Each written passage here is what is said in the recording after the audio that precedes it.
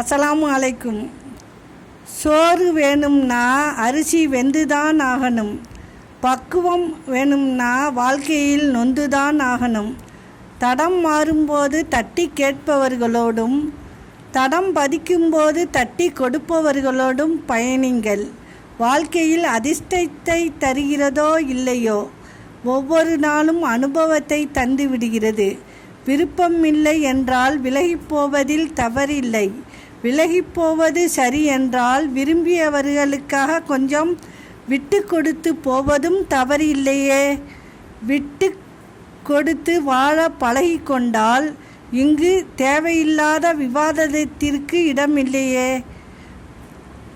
விவாதம் இல்லை என்றால் அந்த வாழ்க்கையில் எது சுவாரஸ்யம்? ஒரு உண்மையை வீழ்த்த 1000 பொய்கள் சொல்ல வேண்டும்.